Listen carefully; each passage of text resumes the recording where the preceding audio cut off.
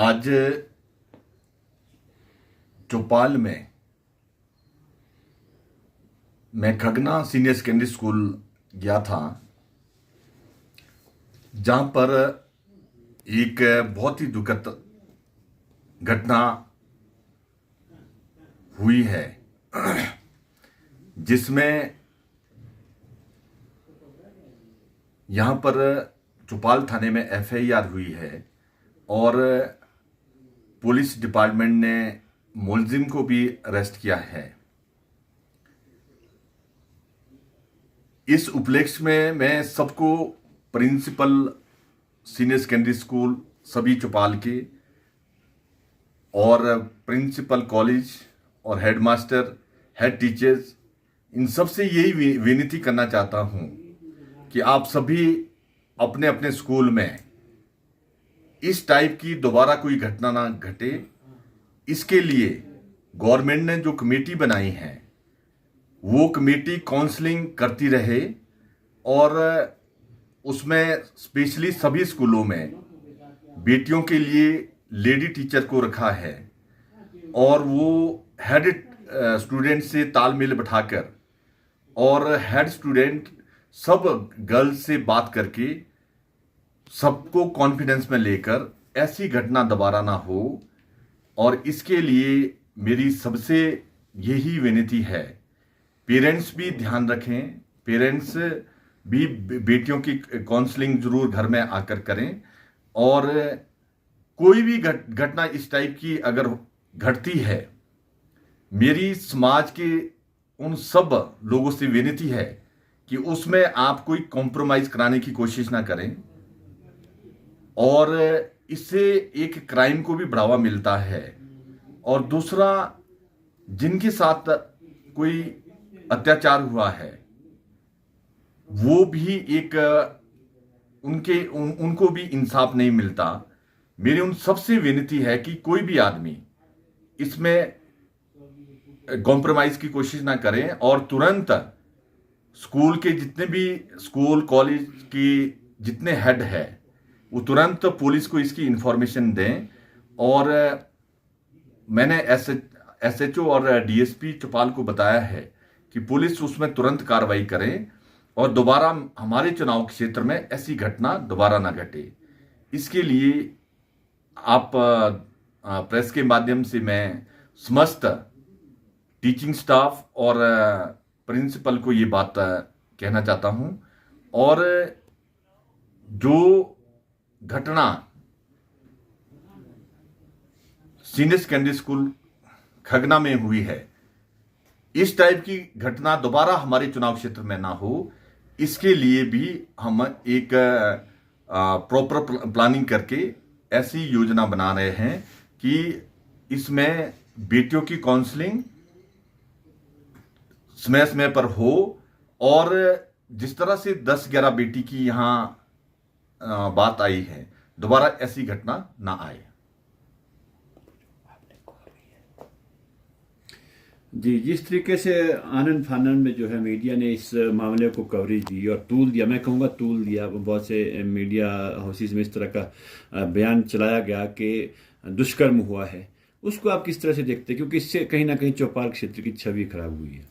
मुझे बड़ा दुख हुआ जब पहले बहुत सारी मैंने सोशल मीडिया में और मीडिया के चैनलों में बहुत सारी बातें सुनी और मीडिया वालों ने भी इस केस को प्रॉपर्ली एग्जामिन नहीं किया और सुनी सुनाई बात पर इसको एकदम पब्लिक के बीच पब्लिक डोमेन में लाया। मेरी मीडिया के बंधु से भी सबसे विनती है कि पहले वास्तविकता पूरी जानकर फिर आप कोई भी बात मीडिया में लाएं।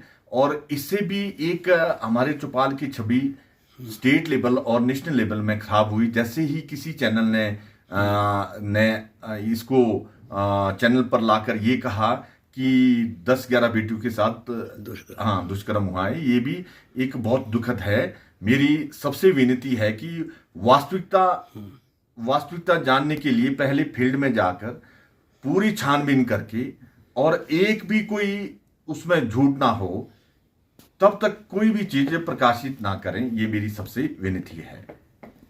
इस मामले को जो है आप कानूनी तौर पर कैसे देखते हैं, और आप जो है कानून पर क्या कहना चाहेंगे, क्योंकि आपको क्या लगता है कि कानून अपने रास्ते पे ठीक चल रहा है? पुलिस विभाग ने तुरंत इसमें कार्रवाई की है। डीएसपी इसको खुद पूरी इन्वेस्टिगेशन कर रहे हैं और उन्होंने कार्रवाई की है, और जो मुलजिम है वो हवालात में है।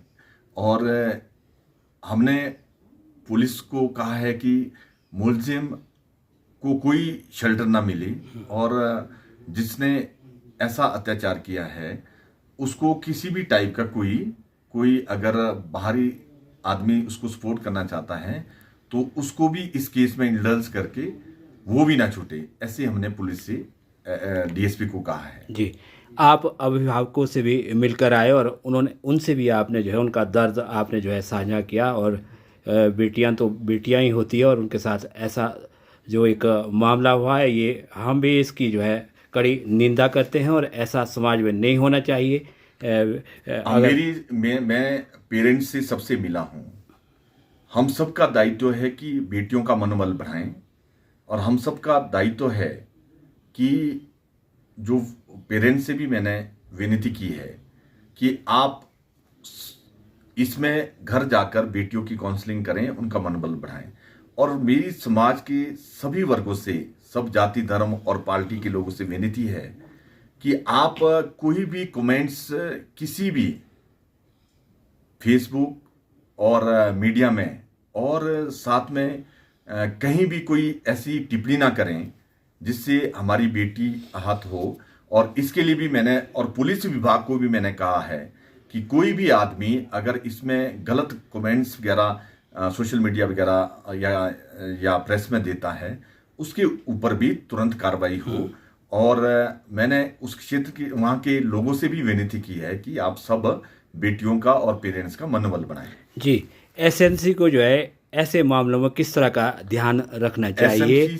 और एसएमसी जो है एक बड़ा महत्वपूर्ण सरकार का एक विंग है स्कूल के अंदर, जो सभी व्यवस्था पर नज़र रखता है, और पेरेंट्स उसमें सब शामिल रहते हैं। आप उनको किस तरह की बात कहना चाहिए? आपके माध्यम से मैं एसएमसी स्कूल मैनेजमेंट कमेटी जो बनी है उनको और स्कूल के सभी स्टाफ मेंबर्स को और स्कूल को जो हेड कर रहा है उनको सबको एक ही बात कहना चाहता हूं कि आप सभी मिलकर अपने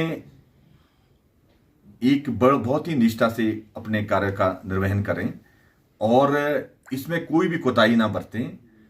और एसएमसी के अध्यक्ष से भी मेरी विनती है कि कोई घटना ऐसी घटे उसमें आप तुरंत कानून के दायरे में लाएं, ना कि उसमें कॉम्प्रोमाइज के लिए आप लोकल खुंबड़ी बैठाएं। ये मेरी सबसे ये विनती है कि भी लोकल खुंबड़ी या लोकल कॉम्प्रोमाइज का इसमें बिल्कुल भी कोई बात नहीं आनी चाहिए। 0% टॉलरेंस होनी चाहिए। और जहां पर भी कहीं ये बात सामने आएगी कि उसमें कोई प्रतिनिधि, लोकल आदमी या स्कूल मैनेजमेंट या स्कूल का स्टाफ इसमें केस को दबाने के लिए कॉम्प्रोमाइज कर रहा है, उनको भी उसी कानून के तहत उसी मुलजिम बनाकर उनके अगेंस्ट भी कार्रवाई करेंगे। हाँ, ये आपने बहुत अच्छी सूचना दी, और लोगों के लिए भी बड़ी अच्छी बात है, क्योंकि मामला बड़ा संवेदनशील है, और हम इसको बहुत ही संवेदनशील है, क्योंकि हम भी इसको जो है बहुत ही पीड़ा वाला खींचना नहीं चाहते। और हमारा भी उन बच्चों के प्रति और उन बेटियों के प्रति बड़ा आदर और सम्मान है, और वो बेटियां जो है फले फूले और आगे बढ़े और उनका भविष्य अच्छा बने। और विधायक जी का भी ऐसा ही मानना है, और ये आज उन परिवारों से भी मिलकर आए। और आप क्या कहें? उन बेटियों ने हिमाचल प्रदेश की लाखों बेटियों के हौसले बुलंद किए हैं, और मैं उन सब बेटियों को सलाम करता हूं कि हिम्मत उन्होंने बनाकर आगे आई है। आज पूरी लाखों बेटियां हिमाचल प्रदेश की अपने आप को गौरवान्वित समझेगी कि अब उनको सबको एक सिक्योरिटी मिल गई है, और सब अपने आप का सबका मनोबल बढ़ गया है कि अगर कोई भी हमारे साथ किसी टाइप की कोई बदतमीजी करता है तो तुरंत उसके अगेंस्ट कार्रवाई होगी, और ना बदतमीजी करने वाले की हिम्मत रहेगी अब इसके बाद। और जितनी भी हमारे हिमाचल प्रदेश में, देश में जिन्होंने भी इन बेटियों के बारे में सुना होगा, उन सब बेटियों का हौसला बुलंद हुआ है और अपने आप को बहुत ही वो सुरक्षित समझ रही है। बेटियों ने सामाजिक बुराई को लड़ने के लिए इतना बड़ा कदम लिया और आप भी इस बात को मानते हैं, और इसमें जो है और किस तरह की जो है अमेंडमेंट होनी चाहिए, और कानून और प्रशासन की तरफ से खासतौर से उनको किस तरह का संरक्षण मिलना चाहिए, खासतौर से बेटियों के क्षेत्र में जो आप कह पॉस्को सकते हैं में पहले ही बहुत ही लोकल लेवल में भी इसमें हिमाचल प्रदेश में हमारी जो संस्कृति है, हमारी परंपराएं हैं, हमारे रीति रिवाज है, बहुत ही महान है। हम बेटियों को देवी का रूप मानते हैं, देवी के रूप में उनको पूजते हैं। पर ये बात ठीक है कि समाज में कोई ना कोई ऐसा कुकर्मी भी जरूर बीच में होता है, पर हम सबका दायित्व है, हम समाज के सभी वर्ग का दायित्व है कि आगे आकर ऐसे आदमी के अगेंस्ट कार्रवाई करें और हम सब मिलकर इस लड़ाई को लड़ें। जी, खास तौर से चौपाल में जो है 30% पेरेंट्स ऐसे हैं जिनकी बेटियां हैं, उनके दिल जो है घबरा गए हैं। कई बार वो मुड़कर देखते हैं, गुड़िया कांड की तरफ भी उनका ध्यान जाता है और उनके आंसू कई बार हमने देखे हैं। आप क्या देखते हैं और किस तरह का संदेश उन लोगों को देना चाहेंगे जो घबरा गए हैं? मेरी सभी से विनती है, पेरेंट्स से, इसमें घबराने की कोई जरूरत नहीं है। कोई भी बुराई समाज से जब जाती है, वो समाज को आगे आकर उसकी बुराई के अगेंस्ट खड़ा होना पड़ता है, फिर ही समाज से वो बुराई खत्म होती है। लड़ाई लड़नी पड़ेगी और लड़ाई लड़ने के लिए हम आपके साथ हैं और खुले मन से हैं। ऐसा नहीं है कि हम कोई खुले मन से नहीं है।